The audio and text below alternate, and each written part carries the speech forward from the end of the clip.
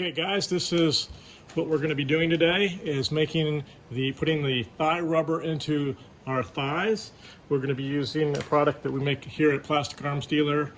I've tried to find this material someplace else, and we've looked all over the place and have been able to find it, so we started making it. This is a hand-poured rubber product, Shore 60, very hard rubber. It also has a mesh fabric that's on the inside to make them stronger. We do sell these on our website at plasticarmsdealer.com. The same method would work with other rubbers if we end up finding a suitable rubber that works in here, but which look like this. These can be found on Amazon. All the stuff that I'm using in this, I will provide links down in the description for where you can get them. If you like my tutorial, please like and subscribe to our channel. We'll be doing more of these on doing different armor kits that we do. If you like my... Okay guys, I'm gonna show you how I put the rib rubber, how I attach it to the thigh armor. This is our ribbed rubber pieces that we make. The same thing can be done with other rubber pieces, but it's a Shore 60 rubber that has been molded to the proper rib size. It also has a fabric mesh on the inside of it to make these things very durable so that they last longer. These essentially have been developed out of many, many hours of trooping and having some of them break. The thighs do get a lot of stress put on them as you're walking. I have over 100 hours in my armor, so it's quite a bit of time in a Death Trooper kit, and I've learned a lot during that time. So this is the method that I found that works the best. I have tried glue, and glue usually doesn't hold. So this is how we do it. To glue the Chicago screws in, I place them in place with a little dab of CA glue and some activator. This holds them in place. Then I come back with some epoxy and put epoxy around them to really hold them in place. Something like JB Weld, or if you have access to some fiberglass, mix a little bit of fiberglass and a little bit of epoxy, and you can secure these Chicago screws into the armor really well. Showed you before. You put the Chicago screws into the armor like this. So on each of these pieces, the Chicago screws, the female portion of the Chicago screw is already glued onto the back of the armor. These are all glued with a little bit of epoxy and then glued with put a little bit of fiberglass around them to hold them down to make it really strong. So the first thing you do is there's two parts to these thighs. There's the inside and the outside, and you want to work on the outside first because we want the outside to be very uniform and to look just right. On the inside, that's where we do our adjustments. So I use velcro on one side so that it can be adjusted for comfort, because you're really not going to see the inside that much. But we want the outside to look perfect. So what we're going to do is we're going to start, and you get your rubber and look for a good spot in the rubber.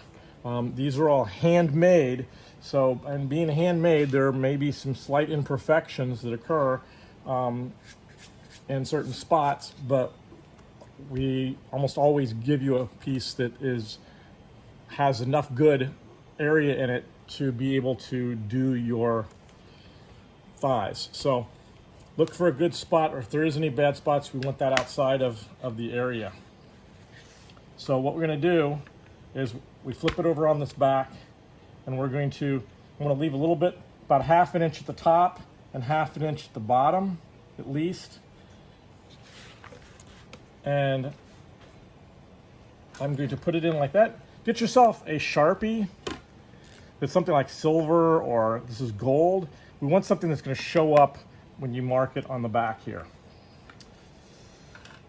So what I'm going to do is I'm going to line this up, and then about ½ an inch in, I'm going to make a dot where I need my holes to be.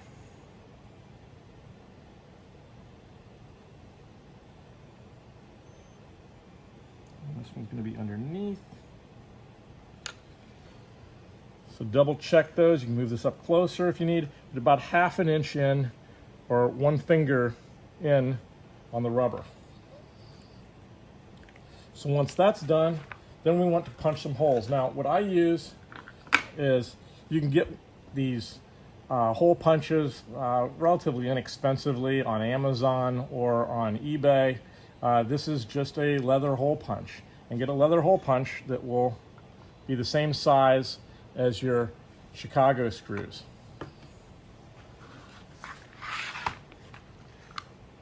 And you put that underneath, and then we just punch our holes. Now, this is a leather working hammer. You can use a regular hammer, obviously.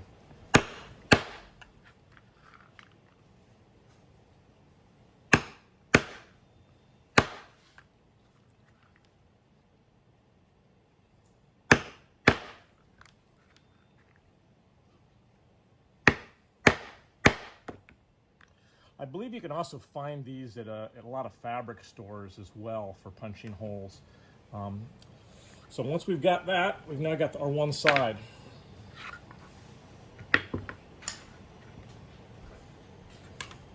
So that goes in here and lines up just perfectly. And then we get the other part of our Chicago screw. And we just screw that together.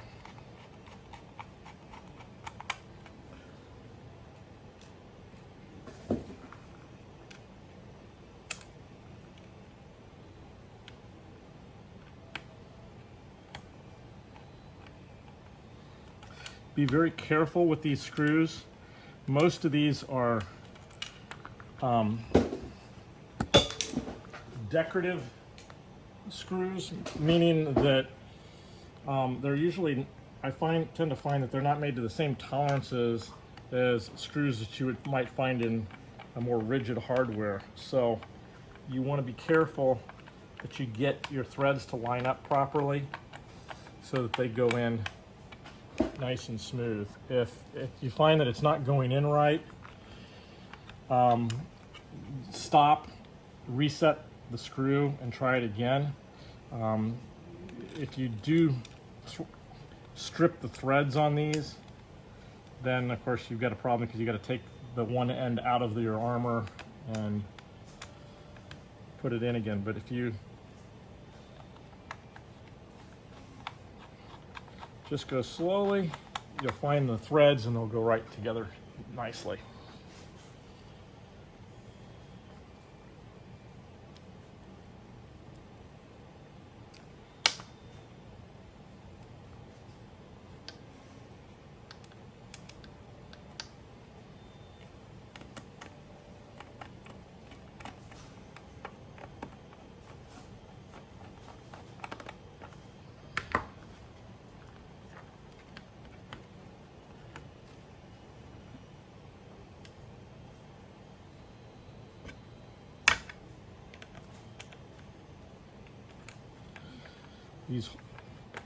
When you're putting your Chicago screws in, I usually space them about 1.5 inches apart. So now we've got the one side. So now we want to do the other side. So what we want to do is, if you look at the design on this, this is going to go like that, about like that.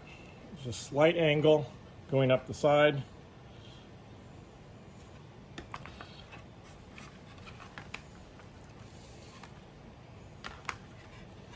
And we're going to get our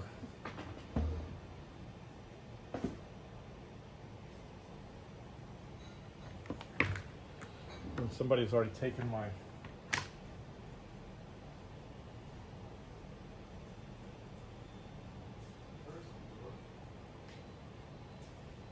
ruler that was over here.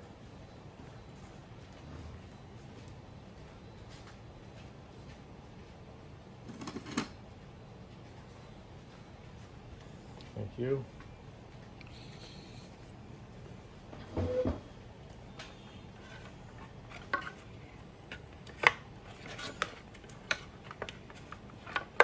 Okay, so we're going to line these up, and we're going to take a measurement of how far over each one of them needs to go. So I've got about 2 inches on this side, and you don't want this part to butt exactly up against the other piece, because you want that to be a little bit of a section there to make it so that it flexes a little bit. If you put them too close, then as your leg moves, these pieces are going to come against each other. So you want to have a little bit of space. I'm trying to do this with while I'm filming here.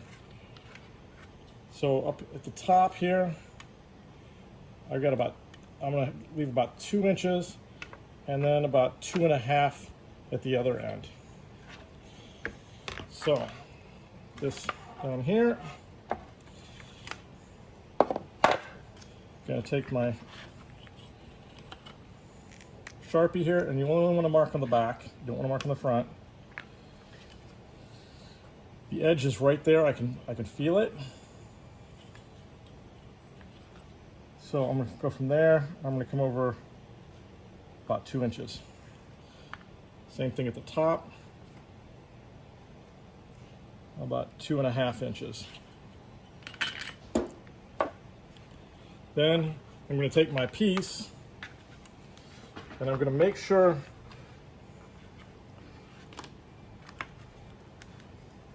where I'm lining up down here at the end. I can actually fold this over to help me with that.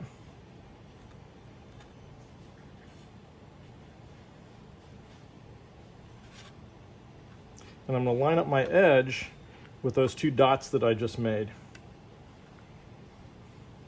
Okay, now holding that, what I want to do is I'm going to make just a dot right down here at the corner.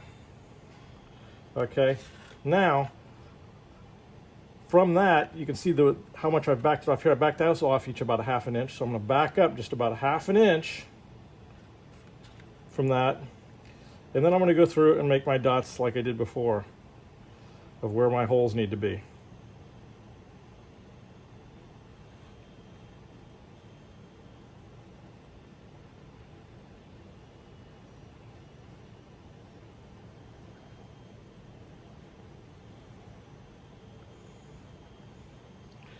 Okay.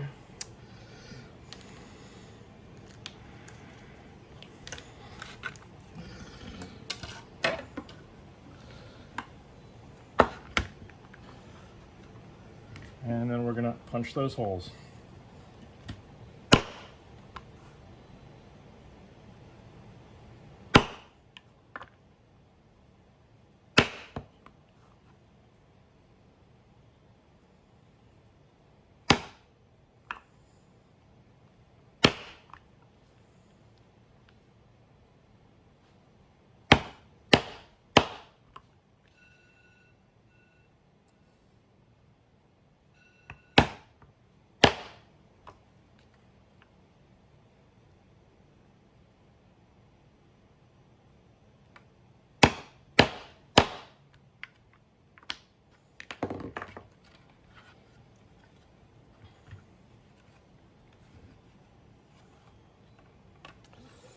And those should just line up right with our Chicago screws.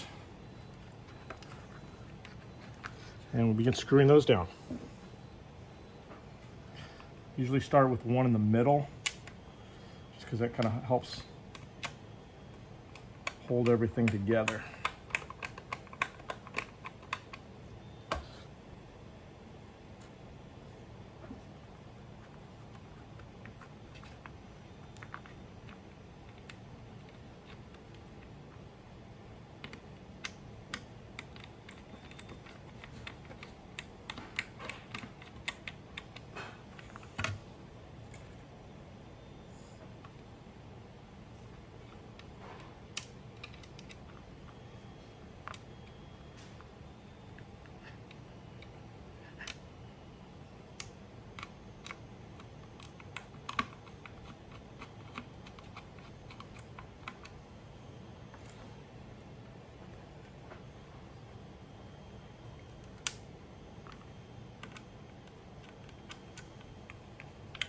And again, as I put these in, I want to be careful that I do not strip. If it doesn't go in easy, back it out and try it again. See, that one had a little bit of trouble going in, so I just backed it out and try it again until it went in nice and easy.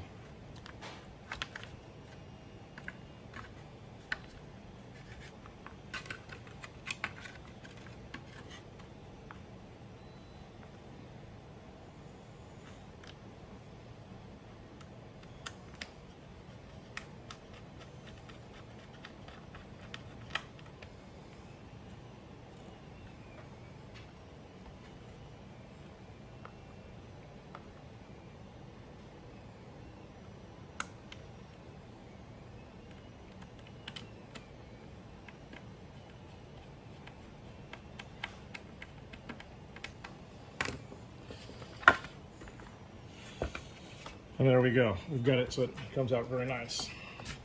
Now, get yourself a pair of scissors, that are some pretty decent sized scissors, or you can use a knife with this. And then we're going to look at where we need to trim this. And then you can just come in here and just carefully trim away the excess.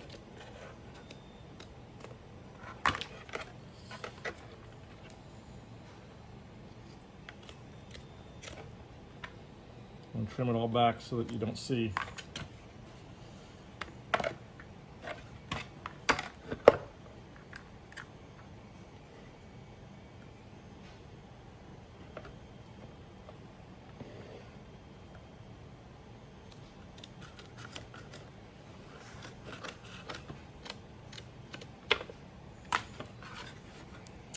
And there we go, we've completed the side. The other side, we're going to do the same thing along this side with it, but on the other side, we're going to leave that open because we're going to sew our Velcro onto it like we've done here. So we've got it along this side, and then on this side, we are sewing Velcro onto the rubber.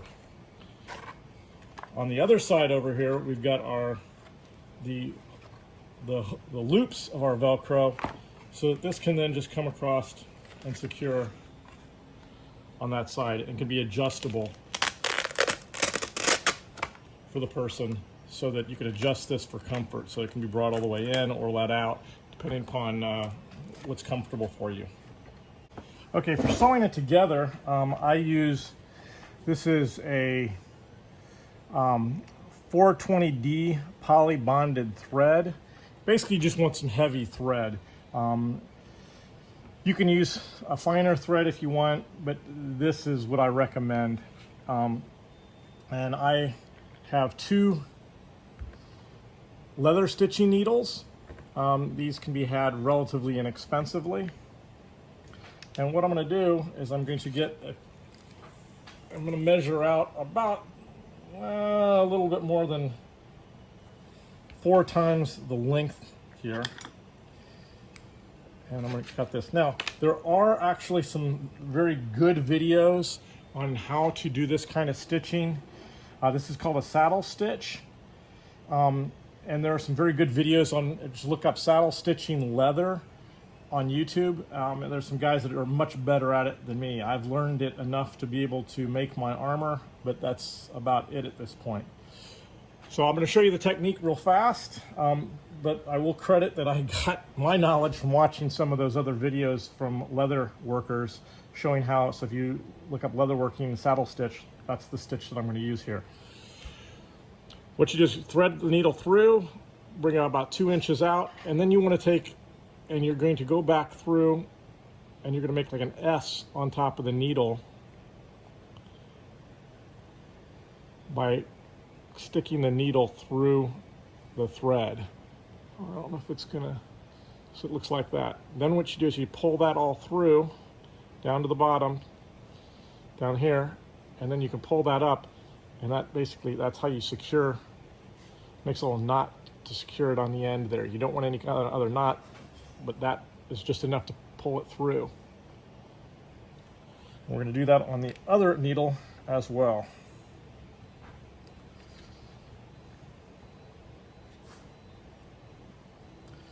And we thread the needle about 2 inches up, and then I stick the needle through the thread and make like an S.